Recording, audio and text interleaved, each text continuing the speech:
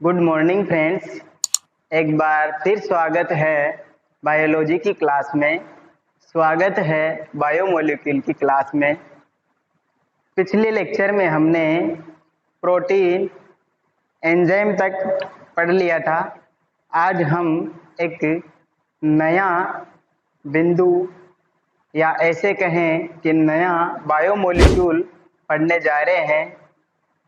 तो चलिए दोस्तों शुरू कर रहे हैं। उस बायोमोलिक्यूल का नाम होगा carbohydrates. Carbohydrates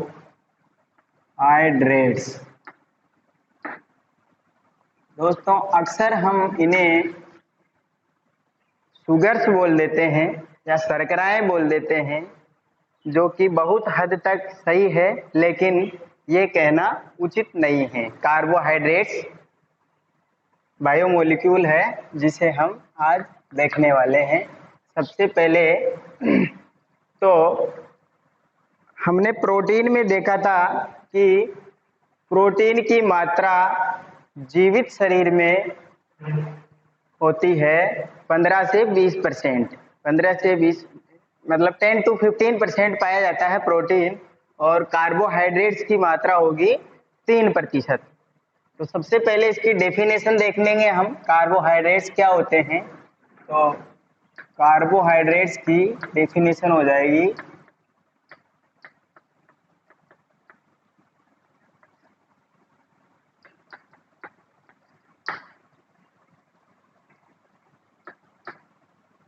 polyhydroxy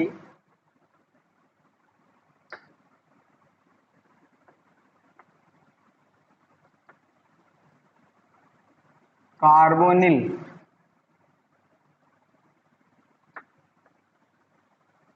compound carbohydrates कहलाते हैं।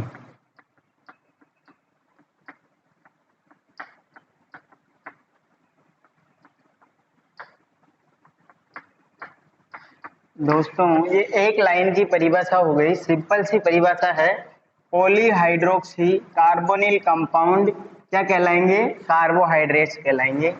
तो पॉलीहाइड्रोक्सी, पॉली मीन्स होता है अनेक, और हाइड्रोक्सी मीन्स होता है OH समूह, और कार्बोनिल का मतलब होता है कार्बोनिल कंपाउंड। केमिस्ट्री में चलते हैं दोस्तों। केमिस्ट्री में एल्डिहाइड और कीटोन दोनों को संयुक्त रूप से कार्बोनिल कंपाउंड बोलते हैं। तो इनमें क्या होगा, या तो CHO समूह होगा या फिर C डबल बॉन्ड O समूह होगा। इन्हें हम क्या कहेंगे? एल्डिहाइड, और इन्हें क्या कहेंगे? कीटोन। तो इससे ये हमने इसकी सरलतम फॉर्म लिख दी, अर्थात सिंप्लीफाई कर दिया इसको। तो अब इसकी सिंपल डेफिनेशन देखें तो क्या होगा? वे कार्बनिक यौगिक जिनमें अनेक OH समूह उपस्थित हो या और उसके साथ साथ एल्डिहाइड अथवा कीटोन उपस्थित हो, क्या कहलाते हैं? कार्बोहाइड्रेट्स कहलाते हैं। तो इसकी परिभाषा हो जाएगी वे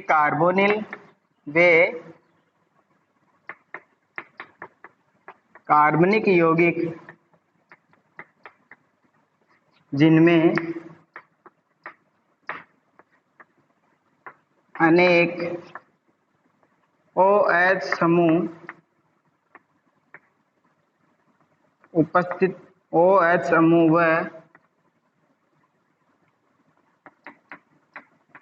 एल्डिहाइड अथवा कीटोन क्रियात्मक समूह के रूप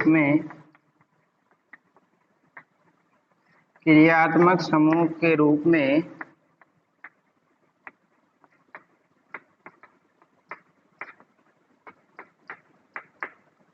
पाया जाता है।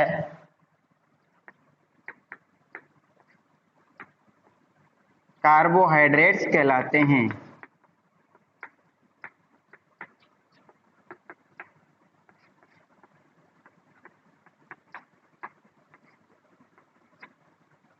ये प्रकृति में दोस्तों दूसरा बिंदु हो जाएगा इनमें, ये जीवित शरीर में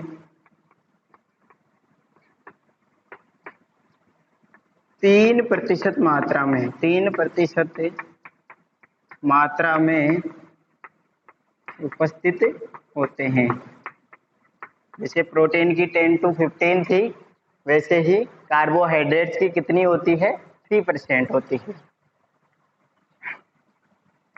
और एक बिंदु और हो जाएगा, 1 ग्राम कार्बोहाइड्रेट से 1 ग्राम कार्बोहाइड्रेट से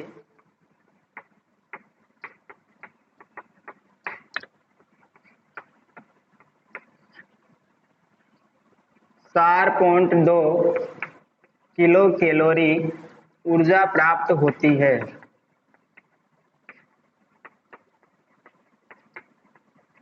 दोस्तों 1 ग्राम कार्बोहाइड्रेट कंज्यूम होगा हमारी बॉडी में, तो उससे हमें 4.2 किलो कैलोरी एनर्जी मिलेगी। इसी के साथ हमें कार्बोहाइड्रेट्स का कार्य पता लग गया कि इससे क्या मिलती है, ऊर्जा मिलती है। तो इसका कार्य क्या हो जाता है दोस्तों, कार्बोहाइड्रेट्स का कार्य यहाँ देख लेंगे हम, ऊर्जा का आदान प्रदान, ऊर्जा का आदान प्रदान करना इसका कार्य है। अतः इसे बायोलॉजी की भाषा में श्वसन क्रियाधार के रूप में भी जानते हैं। इसे श्वसन क्रियाधार, रेस्पिरेटरी सबस्ट्रेट क्रियाधार भी कहते हैं। तो कार्बोहाइड्रेट्स क्या होते हैं, पॉलीहाइड्रोक्सी कार्बोनिल कंपाउंड ही क्या होते हैं, कार्बोहाइड्रेट्स होते हैं। पॉलीहाइड्रोक्सी का मीन्स होता है अनेक OH समूह, और कार्बोनिल कंपाउंड मीन्स एल्डिहाइड या कीटोन समूह। इसकी सिंप्लीफाई परिभाषा हो जाएगी, वे कार्बनिक यौगिक जिनमें अनेक OH समूह हो और एल्डिहाइड अथवा कीटोन क्रियात्मक समूह के रूप में उपस्थित हो, क्या कहलाते हैं, कार्बोहाइड्रेट्स कहलाते हैं। ये जीवित शरीर में कितने प्रतिशत होंगे, 3% मात्रा में होंगे, और 1 ग्राम कार्बोहाइड्रेट से 4.2 किलो कैलोरी एनर्जी मिलती है। इसका कार्य हो गया दोस्तों ऊर्जा का आदान प्रदान, और इसलिए इन्हें श्वसन क्रियाधार कहते हैं। अब हमने प्रोटीन के बारे में जाना, कार्बोहाइड्रेट से कितनी एनर्जी मिलती है वो हम जान चुके हैं, और लिपिड का काम भी यही होता है, ऊर्जा का आदान प्रदान या ऊर्जा प्राप्ति ही उसका मुख्य कार्य है। अब इन तीनों में जो एनर्जी है उनका ऑर्डर पढ़ेंगे दोस्तों।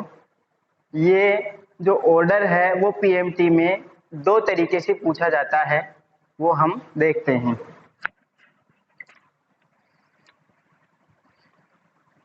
कार्बोहाइड्रेट से कितनी एनर्जी मिलती है वो हमें पता चल गया। अब प्रोटीन हमने पढ़ लिया, शायद वहाँ एनर्जी के बारे में पढ़ा या नहीं पढ़ा, अब पढ़ लेते हैं।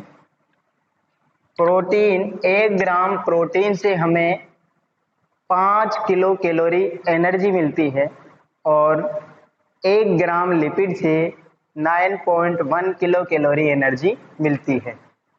तो सबसे पहले तो ऊर्जा का क्रम देखेंगे। इसमें ऊर्जा का क्रम, पहला बेस है इसका प्राथमिकता के आधार पे।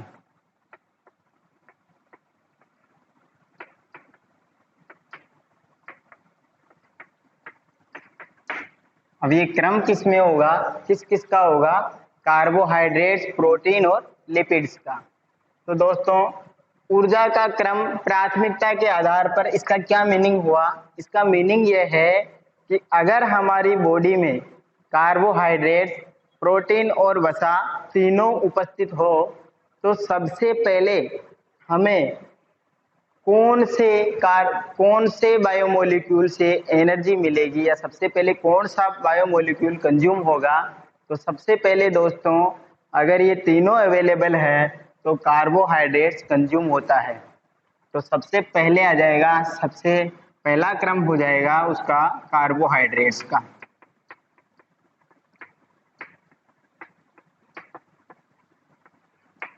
सेकंड नंबर पे कंज्यूम होगी वसा या लिपिड्स, और फाइनली प्रोटीन कंज्यूम होगा। इसीलिए तो जब हमारी बॉडी में कार्बोहाइड्रेट्स और वसा दोनों खत्म हो जाती है तो उसके बाद प्रोटीन कंज्यूम होना स्टार्ट हो जाता है और हमारी बॉडी डीजनरेट होना स्टार्ट हो जाती है, अर्थात वीक हो जाती है। तो ये प्राथमिकता के आधार पर ऊर्जा का क्रम हो गया कि सबसे पहले हमें एक एनर्जी मिलेगी कार्बोहाइड्रेट से, उसके बाद वसा से, और फाइनली मिलेगी प्रोटीन से। अब दूसरा आधार हो जाएगा, वही है ऊर्जा का क्रम। हम देखेंगे किस आधार पे, मात्रा के आधार पे। सबसे अधिक एनर्जी किससे मिलती है, मात्रा के आधार पर। हमने देखा है कि वसा से सबसे ज्यादा एनर्जी मिलती है, कितनी मिलती है दोस्तों, 9.1 किलो कैलोरी। उसके बाद मिलती है प्रोटीन से, और सबसे कम एनर्जी मिलती है हमें कार्बोहाइड्रेट से। ये याद करने का बिंदु है, समझ के याद करना है। इनकी जो एनर्जी मिलने का, ये वसा, प्रोटीन और कार्बोहाइड्रेट्स, सर्वाधिक मात्रा में एनर्जी मिलेगी वसा से, उसके बाद प्रोटीन से, और सबसे कम कार्बोहाइड्रेट से। तो वसा से कितनी मिलती है, 9.1 किलो कैलोरी। प्रोटीन से 5 किलो कैलोरी, और कार्बोहाइड्रेट से मिलती है दोस्तों 4.2 किलो कैलोरी। सबसे ज़्यादा कौन हुई, 9.1। तो सबसे पहले आ जाएगी वसा, 5 किलो कैलोरी प्रोटीन, और कार्बोहाइड्रेट से 4.2 किलो कैलोरी एनर्जी। ये दोनों को आप फूल पत्तियों से सजा सकते हैं, क्योंकि ये क्वेश्चन पहले भी पूछे गए हैं और अब भी पूछे जाते हैं। नीट में, टीएमटी में इनका क्वेश्चन बन जाता है। ठीक है दोस्तों, अब हम कार्बोहाइड्रेट्स का वर्गीकरण या इसके प्रकार पढ़ेंगे। तो कार्बोहाइड्रेट्स के कौन कौन से प्रकार है वो हम देखेंगे।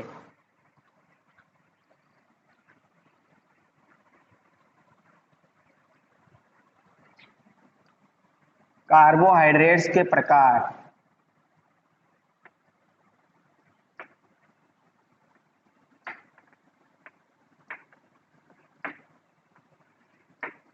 इसको यही देख लेते हैं एक टेबल द्वारा। सबसे पहला प्रकार हो जाएगा मोनोसेकेराइड्स।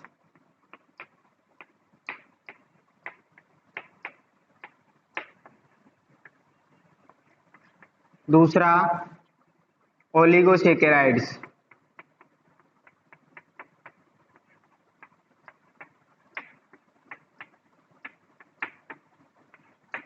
और तीसरा हो जाएगा पॉलीसेकेराइड्स।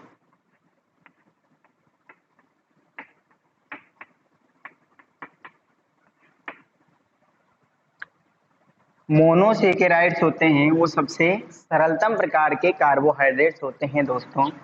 तो ये क्या होते हैं, सबसे सरलतम।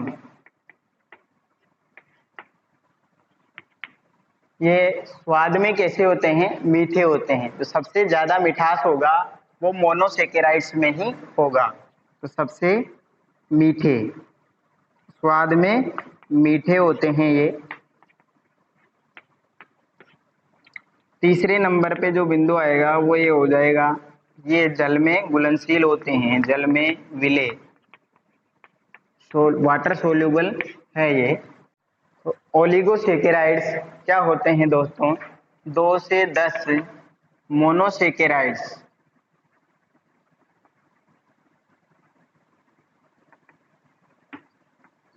2 से 10 मोनोसेकेराइड्स इकाइयाँ मिलकर किसका निर्माण करती है? ओलिगोसेकेराइड्स का निर्माण करती है। अब ये क्या होते हैं? ये स्वाद में कैसे होते हैं? ये भी मीठे होते हैं, स्वाद में मीठे। और ये भी क्या होते हैं? जल में घुलनशील होते हैं।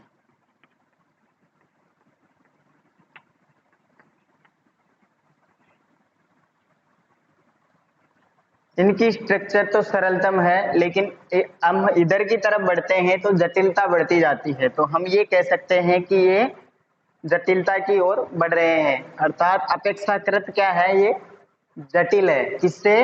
मोनोसेकेराइड्स से। ये पॉलीसेकेराइड्स क्या होते हैं? बहुत सारी मोनोसेकेराइड्स यूनिट्स, 10 से ज्यादा अगर मोनोसेकेराइड्स यूनिट हो जाएगी तो किसका निर्माण हो जाएगा? पॉलीसेकेराइड्स का निर्माण हो जाएगा। तो ये जटिल होते हैं। जटिल का मतलब है इनकी स्ट्रक्चर होती है वो कॉम्प्लिकेटेड होती है। दूसरा, स्वादहीन होते हैं ये दोस्तों, स्वादहीन। इनमें किसी प्रकार का टेस्ट नहीं होता है। इनमें ये कहते हैं स्वाद में मीठे थे, और ये क्या है? स्वादहीन होते हैं। और इसी के साथ ये जल में अविलेय होते हैं, मतलब जल में ये घुलते नहीं है, वाटर इनसोल्यूबल। ठीक है दोस्तों। अब हम एक नोट देखेंगे। वो नोट नीट एग्जाम में या फिर एम्स में स्टेटमेंट के रूप में पूछ लिया जाता है। तो वो नोट क्या है, देखते हैं दोस्तों।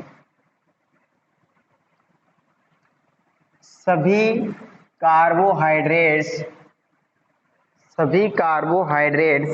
शर्करा है एवं सभी शर्कराएं कार्बोहाइड्रेट्स नहीं।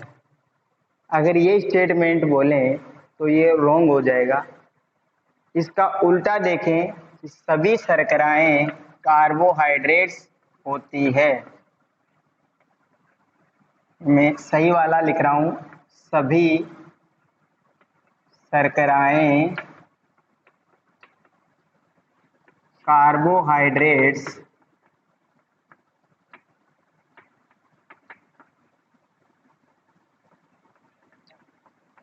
होती है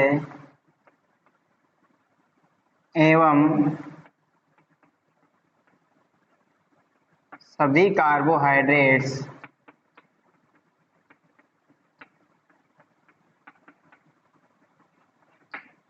शर्कराएं नहीं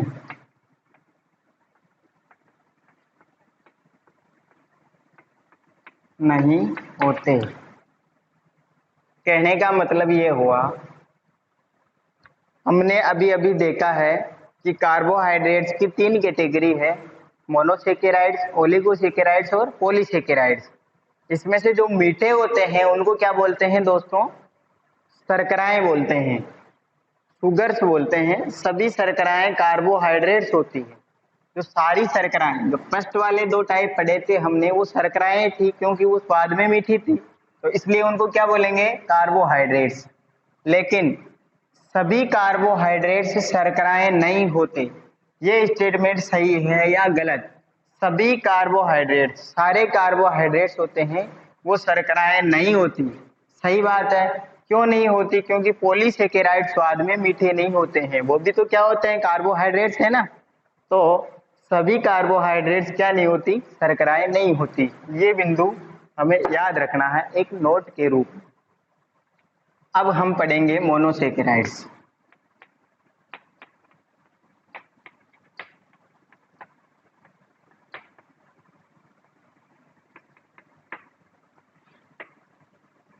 सबसे सरलतम कार्बोहाइड्रेट्स होते हैं।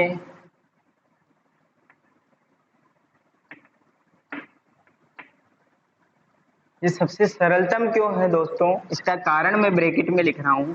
इनका जल अपघटन नहीं होता। इनका क्या नहीं होता?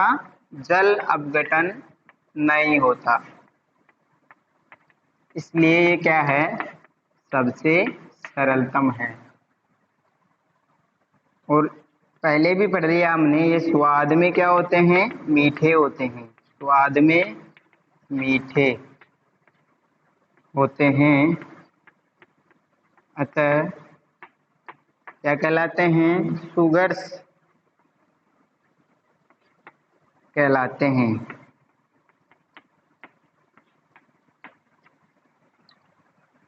जल में घुलनशील होते हैं, जल में क्या होंगे, घुलनशील या विलेय होंगे। चौथा बिंदु, इनका सामान्य सूत्र क्या होगा, इनका सामान्य सूत्र होता है CnH2nOn।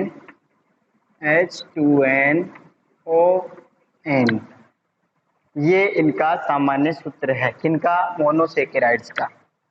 तो यहाँ पर n की वैल्यू कहाँ तक होगी, 3 से लेकर के 7 तक होगी, 3 से लेकर के 7 तक n की वैल्यू होगी।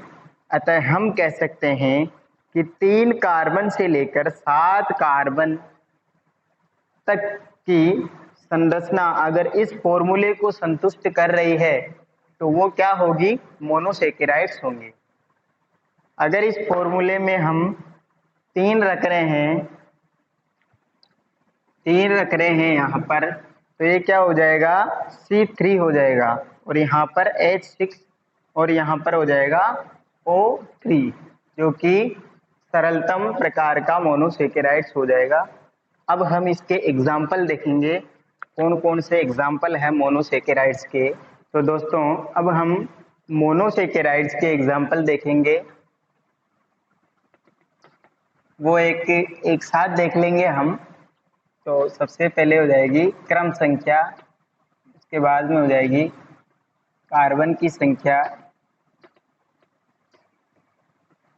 सूत्र और उनका उदाहरण। कार्बन की संख्या, सूत्र और इनका नाम क्या हो जाएगा, वो हम यहाँ देखेंगे, और सबसे फाइनल में लास्ट में देखेंगे इनके उदाहरण।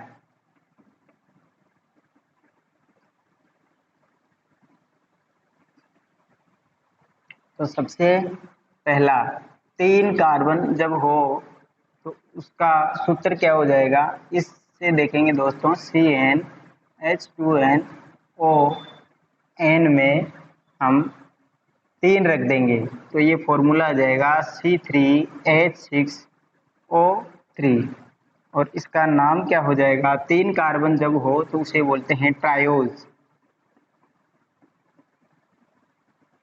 शुगर, और इसके एग्जाम्पल हो जाएंगे ग्लिसरेल्डिहाइड,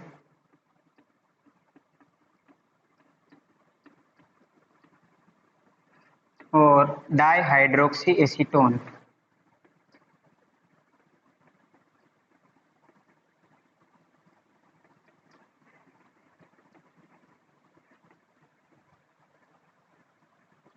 सेकंड नंबर पे होगा 4 कार्बन वाला मोनोसेकेराइड, इसका फॉर्मूला हो जाएगा C4H8O4, इसे बोलेंगे टेट्रोज।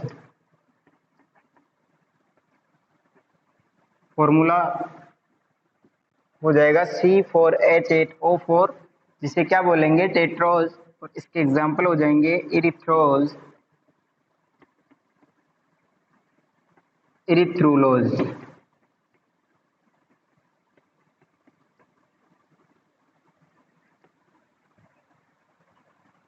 थर्ड, 5 कार्बन वाला मोनोसेकेराइड, इसका फॉर्मूला होगा C5H10O5, इसे बोलेंगे पेंटोज। और पेंटोज शुगर का नाम तो आपने सुना ही होगा बायोलॉजी में। राइबोज और डीऑक्सीराइबोज शर्कराएं जो डीएनए आरएनए में पाई जाती है, वो क्या है, पेंटोज शर्कराएं होती है।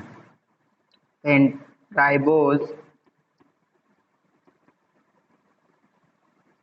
और डीऑक्सीराइबोज।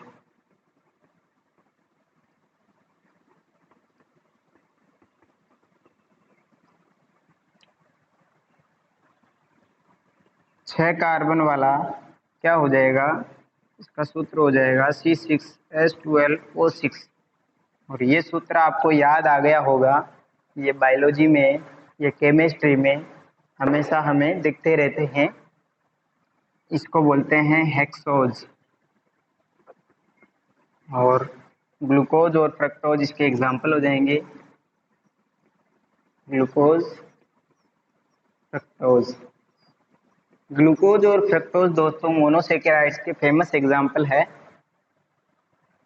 अब लास्ट वाला 7 कार्बन वाला मोनोसेकेराइड तो फॉर्मूला होगा C7H14O7 और इसे हम क्या बोलेंगे, हेप्टोज।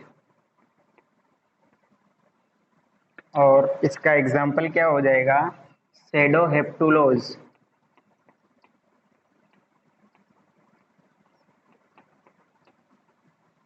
सेडोहेप्टुलोज। तो ये है मोनोसेकेराइड्स के एग्जाम्पल्स, जिसमें 3 कार्बन वालों को बोलेंगे ट्रायोज, 4 कार्बन वालों को टेट्रोज, 5 वालों को पेंटोज, 6 वालों को हेक्सोज और लास्ट में हेप्टोज। 3 वाले का एग्जाम्पल है ग्लिसरेल्डिहाइड, डाइहाइड्रोक्सी एसीटोन और erythrose, erythrulose, ribose, oxy, deoxyribose, glucose, fructose और सेडोहेप्टुलोज। इसमें दोस्तों 5 कार्बन और 6 कार्बन वाले जो एग्जाम्पल है वो हमेशा दिखते रहेंगे कहीं ना कहीं हमें बायोलॉजी में या केमिस्ट्री में।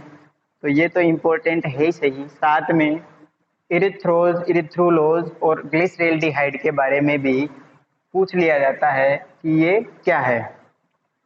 तो अब हम एक बिंदु देखेंगे, वो क्या होगा, वो होगा जब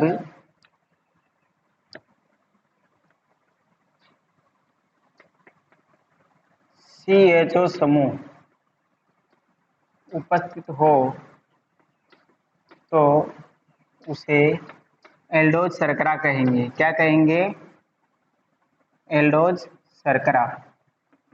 मतलब वह कार्बोहाइड्रेट जिसमें एल्डोज समूह उपस्थित हो, अर्थात CHO समूह हो, तो उसे क्या बोलेंगे, एल्डोज शर्करा।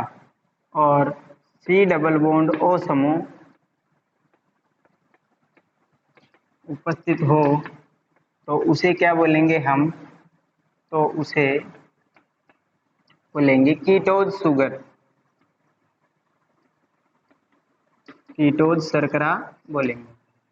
इसके एग्जाम्पल हो जाएंगे दोस्तों, पहले एल्डोज वाले देख लेते हैं और फिर हो जाएंगे कीटोज।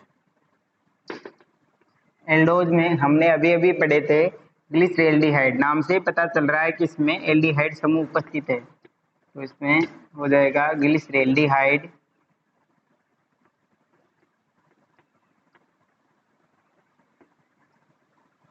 सेकंड हो जाएगा एरिथ्रोज, जो 4 कार्बन वाला है, और 5 कार्बन वाला हो जाएगा, 6 कार्बन वाला हो जाएगा ग्लूकोज।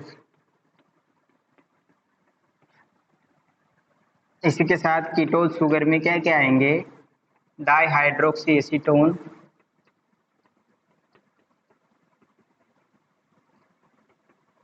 एसीटोन, एरिथ्रुलोज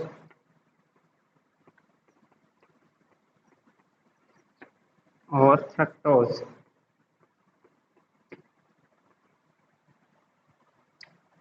अगर कुछ भी याद नहीं रहे कि एल्डोज और कीटोज शुगर के क्या एग्जाम्पल है, तो ग्लूकोज फ्रक्टोज याद रहने चाहिए दोस्तों।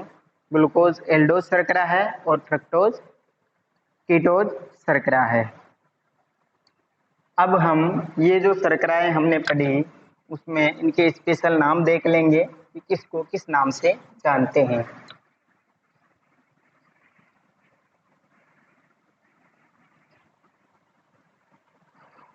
तो सबसे पहले हो जाएगा ग्लूकोज।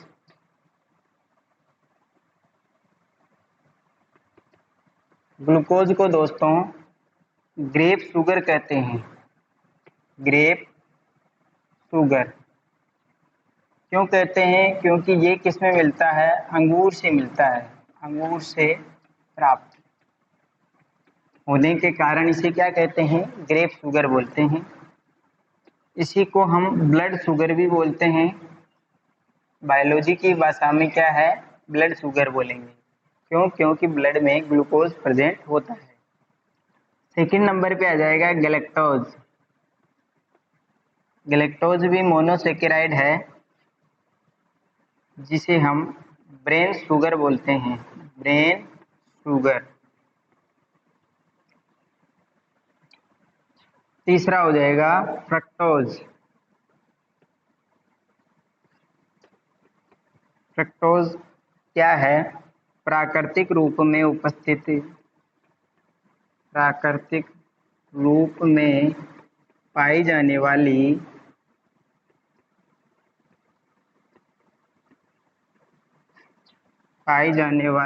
मीठी शर्करा है।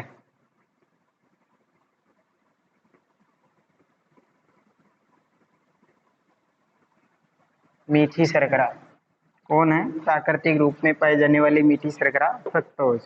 और इसका जो नाम है, स्पेशल नाम है, क्या है? Fruit sugar. फ्रूट शुगर इसे बोलते हैं। फ्रूट शुगर क्यों बोलते हैं? क्योंकि फलों में फ्रक्टोज पाया जाता है। ठीक है दोस्तों, अब हम ओलिगोसेकेराइड और पॉलीसेकेराइड पढ़ने से पहले 2-4 पॉइंट्स देखेंगे जो हमें आगे काम आएंगे। पहला बिंदु हो जाएगा, या वह बिंदु हो जाएगा एनोमेरिक कार्बन।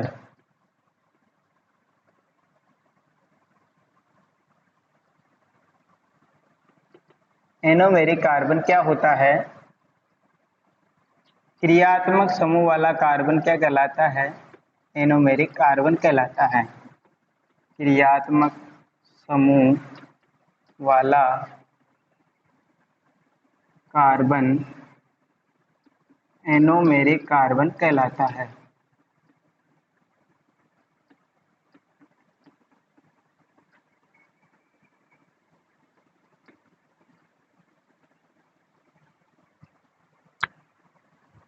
एग्जाम्पल देखें तो ग्लूकोज में CHO समूह, CHO क्या है? एल्डिहाइड समूह होता है। CHO समूह प्रथम कार्बन पर पाया जाता है। प्रथम कार्बन पर उपस्थित, अतः इसके लिए एनोमेरिक कार्बन क्या हो जाएगा?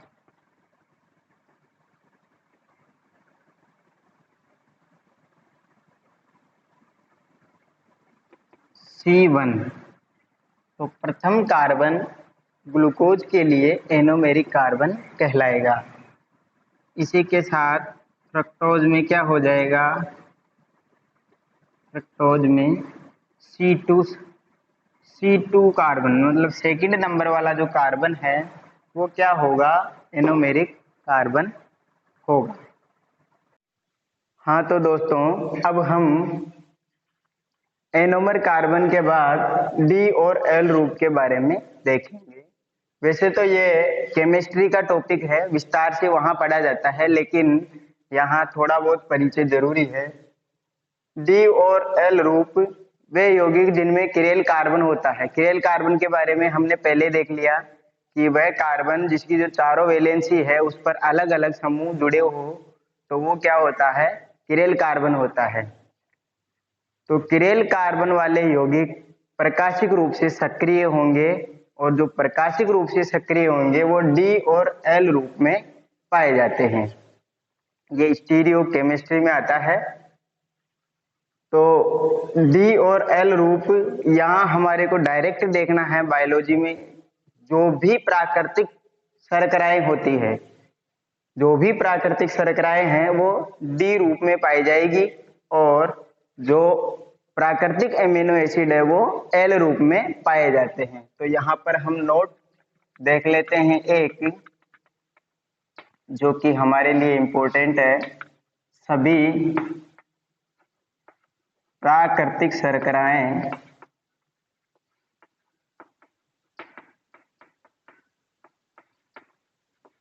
डी रूप में एवं एमिनो अम्ल एल रूप में पाए जाते हैं।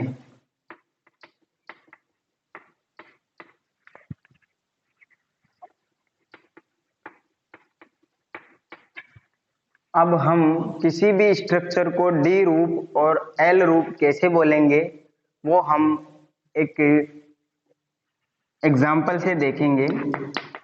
दोस्तों, डी और एल रूप डिसाइड करने के लिए किसी यौगिक को बेस माना जाता है।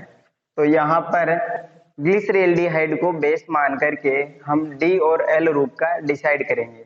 तो ग्लिसरेल्डिहाइड का फॉर्मूला होता है CHO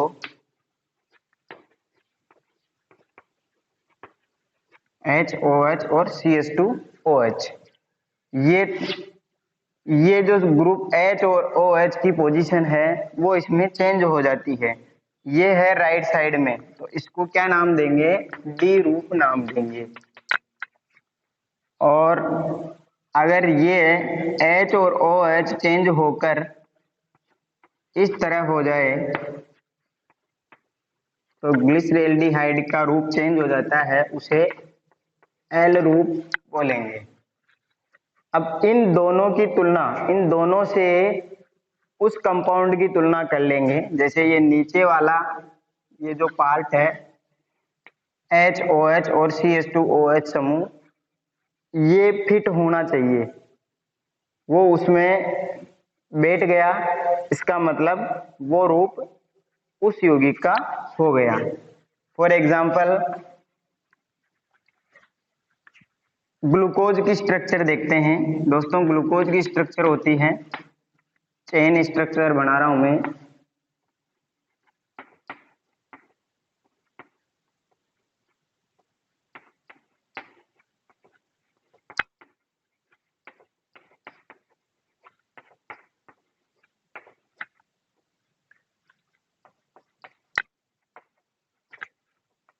अब इस स्ट्रक्चर की तुलना हम किससे करेंगे? ग्लिसरेल्डिहाइड के दोनों रूपों से करेंगे। तो इसमें नीचे सबसे लास्ट में ये है first carbon, second, third, fourth, fifth और सिक्स्थ। तो ये छठे कार्बन पर CH2OH समूह है और ये H और OH समूह है। ये हम देखेंगे तो हमें पता चल रहा है कि ये किससे मैच हो रहा है? डी रूप से मैच हो रहा है। तो इस ग्लूकोज की स्ट्रक्चर को क्या बोलेंगे हम? डी ग्लूकोज या डी रूप। तो ये ग्लूकोज का कौन सा रूप हो गया दोस्तों? डी रूप हो गया। ये डी रूप हो गया इसका। अब इसी तरीके से हम इसकी पोजीशन चेंज कर देंगे तो वो क्या हो जाएगा? एल रूप हो जाएगा, जो कि हमारे लिए यहाँ जरूरी नहीं है। फिलहाल हमने पढ़ा है कि सभी प्राकृतिक शर्कराएं किस रूप में पाई जाती है?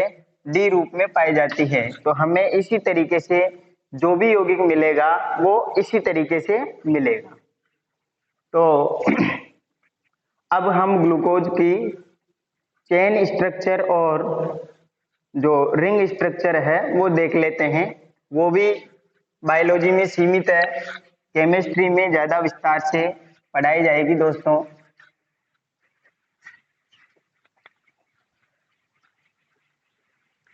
हमें इस सिलेबस को लंबा खींचने की बजाय इसे समझते हुए चलना है और जो भी हमारे काम का है वही हमें पढ़ना है। तो ग्लूकोज की संरचना,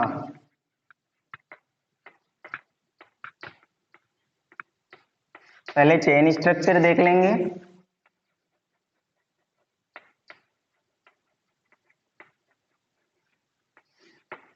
चेन स्ट्रक्चर अभी मैंने बनाई थी, एक बार और बना लेते हैं।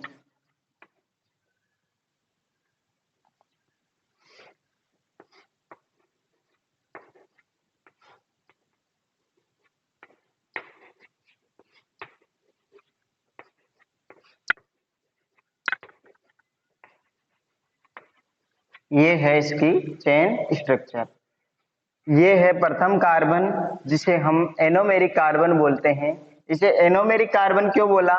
क्योंकि उसकी परिभाषा यही है कि क्रियात्मक समूह वाला कार्बन क्या कहलाता है? एनोमेरिक कार्बन कहलाता है। तो यहाँ पर एल्डिहाइड क्रियात्मक समूह है, तो हम इसे क्या बोलेंगे? एनोमेरिक कार्बन बोलेंगे। और दोस्तों, इसी चेन स्ट्रक्चर को हम अगर रिंग स्ट्रक्चर में बदलना चाहे तो फर्स्ट कार्बन और फिफ्थ कार्बन के बीच में एक बॉन्ड बनता है। फर्स्ट और फिफ्थ कार्बन के बीच में बॉन्ड बनेगा। कहने का मतलब ये हुआ कि ये जो H है वो यहां से उठ करके कहाँ चला जाएगा? इस O के पास चला जाएगा, और यहाँ पर रिंग में क्या रह जाएगा? O रह जाएगा। तो कैसे बनेगी इसकी स्ट्रक्चर? ये फिफ्थ कार्बन वाला O है, ये O रह गया, और ये यहाँ पे फोर्थ कार्बन है दोस्तों, ये फर्स्ट वाला कार्बन हो जाएगा। और फर्स्ट, सेकंड, थर्ड, फोर्थ और फिफ्थ। अब यहाँ पे देखेंगे हम फर्स्ट कार्बन कौन सा है? ये। अब इसमें हाइड्रोजन को मैं ऊपर लिख रहा हूं, और ये हाइड्रोजन उठ करके यहाँ आ गया, तो ये क्या हो गया? OH हो गया। तो ये हो गया OH। अब इसके बाद हम नीचे चलेंगे सेकंड वाले कार्बन पे, तो इसी तरह की पोजीशन यहाँ बनती है। तो ये है H और ये हो गया OH। अब यहाँ देखेंगे तो इसका उल्टा हो गया कॉन्फ़िगरेशन, तो यहाँ OH आ जाएगा, यहाँ H आ जाएगा। इसके बाद चलेंगे दोस्तों, तो ये इसका उल्टा हो गया, तो यहाँ H, यहाँ OH। अब ये रिंग में जो फिफ्थ कार्बन है उससे कौन जुड़ा हुआ है? ऑक्सीजन। ये फोर्थ कार्बन, ये फिफ्थ कार्बन, इससे जुड़ा हुआ है ये ऑक्सीजन। यहाँ का हाइड्रोजन किसके साथ चला गया? इसके साथ चला गया। अब नीचे क्या बचा? CH2OH। क्या बचा दोस्तों? CH2OH।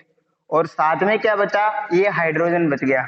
तो ये हाइड्रोजन यहाँ आएगा और CH2OH इस तरीके से आ जाएगा। तो ये हो गई इसकी रिंग स्ट्रक्चर। और इस स्ट्रक्चर के दो रूप होते हैं एनोमेरिक कार्बन के पर, हाइड्रोजन और OH। हाइड्रोजन और OH समूह की स्थिति चेंज हो जाएगी। अगर OH समूह ऊपर चला गया तो इसकी स्ट्रक्चर चेंज हो जाएगी, या उसका दूसरा नाम हो जाएगा। तो ये जो इसकी रिंग स्ट्रक्चर है, ये दो रूपों में होती है, जिसे एनोमेरिक रूप बोलते हैं इसके, अल्फा और बीटा एनोमर।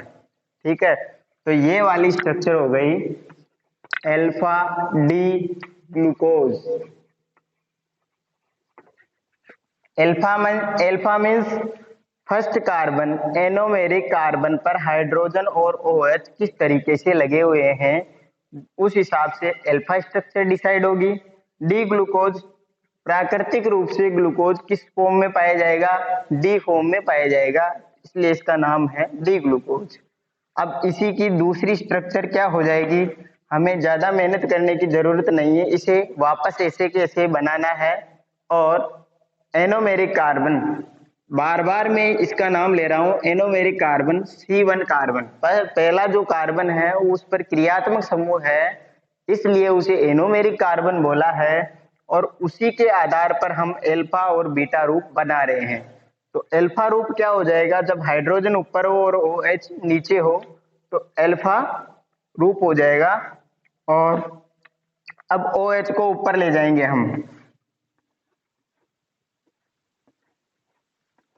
ये OH ऊपर आ गया और हाइड्रोजन नीचे रह गया, बाकी स्ट्रक्चर सेम रहेगी।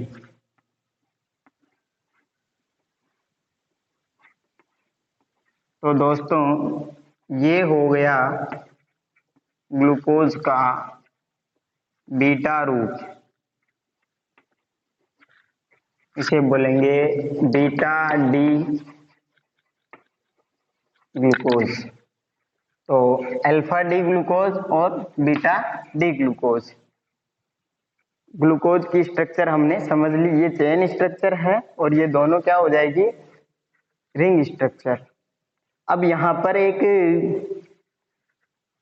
चीज पूछ सकते हैं आपसे, एक बिंदु, कि जो ग्लूकोज की स्ट्रक्चर है कितने सदस्य वाली जो वलय होती है, जो ये इसकी ये रिंग स्ट्रक्चर है वो कितने सदस्य वाली वलय होती है, वलय संरचना है। तो देखो इसमें पहला कार्बन 1 2 3 4 5 और एक ऑक्सीजन।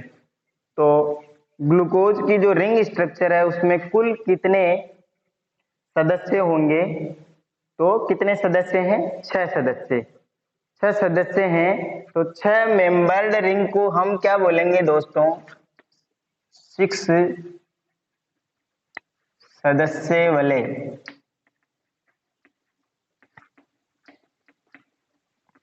क्या कहलाती है, पायरेनोज कहलाती है। क्या कहलाती है, पायरेनोज। ये याद रखना है दोस्तों, 6 सदस्य वलय को क्या बोलते हैं, पायरेनोज बोलते हैं। ये इसकी चेन स्ट्रक्चर हो गई, ये अल्फा डी ग्लूकोज हुआ और ये बीटा डी ग्लूकोज हुआ।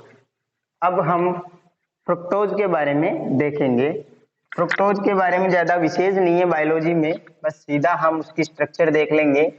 तो फ्रुक्टोज की स्ट्रक्चर क्या हो जाएगी,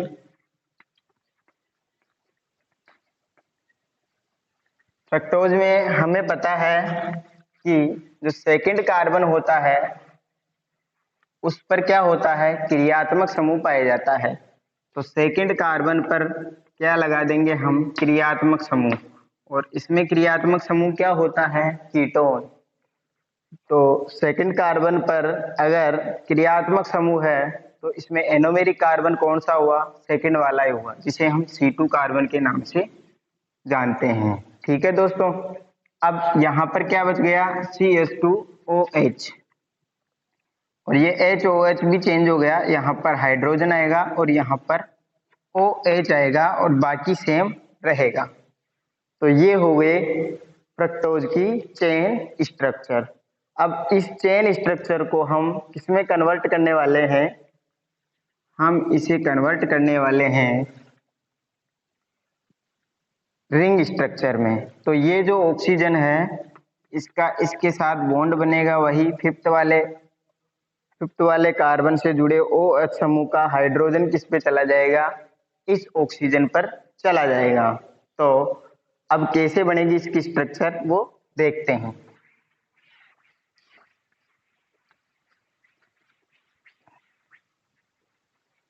दोस्तों। ये ऑक्सीजन रिंग में आ गया,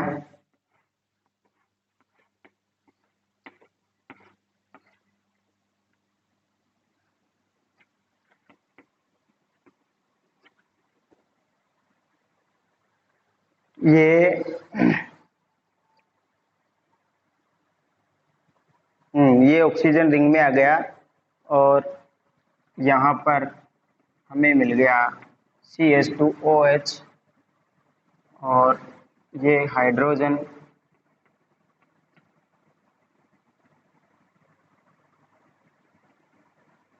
OH H H OH। ये है फ्रक्टोज की स्ट्रक्चर। तो फ्रक्टोज की रिंग स्ट्रक्चर हो जाएगी इस तरीके से, जिसे हम अल्फा डी फ्रक्टोज बोलेंगे,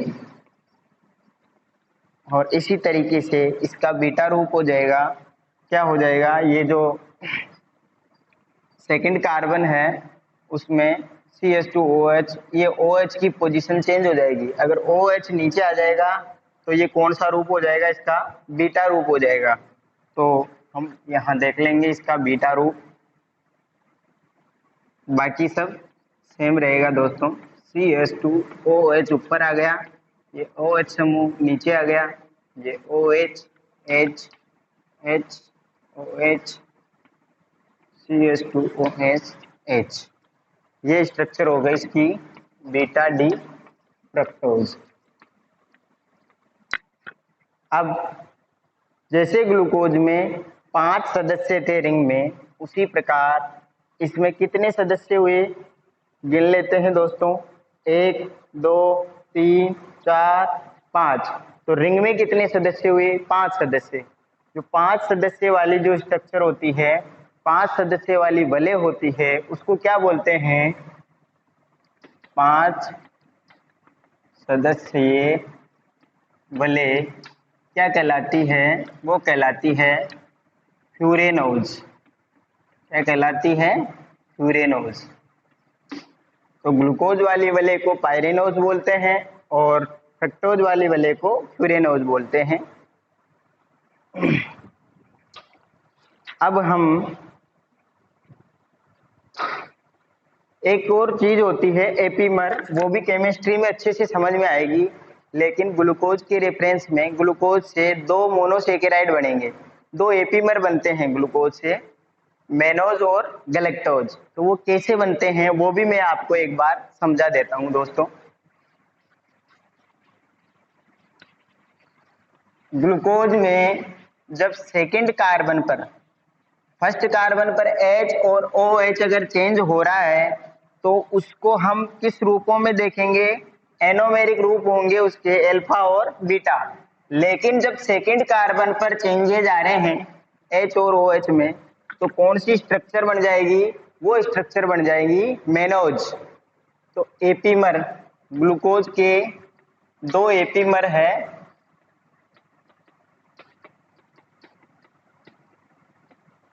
कौन कौन से हैं? एक है मेनोज, और ये कैसे बना है? सेकंड कार्बन पर H व OH की स्थिति बदलने पर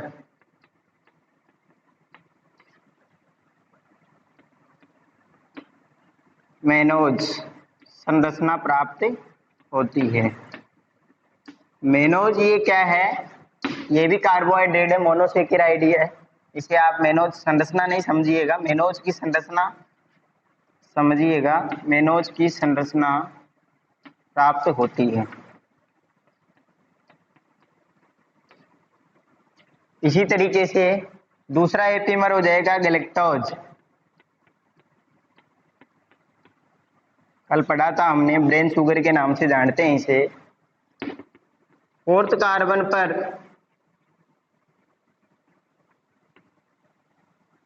हाइड्रोजन व OH की स्थिति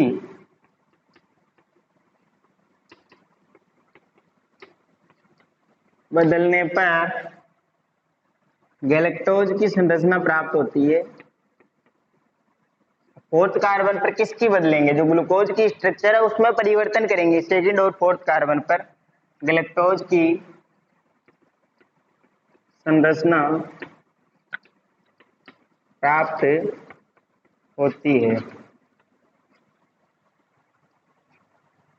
अब हम दोस्तों स्टार्ट करेंगे आगे वाला बिंदु, ओलिगोसेकेराइड। तो मोनोसेकेराइड वाला पार्ट यहीं समाप्त होता है। इससे ज़्यादा क्वेश्चन पीएमटी में नहीं बन सकते यहाँ से।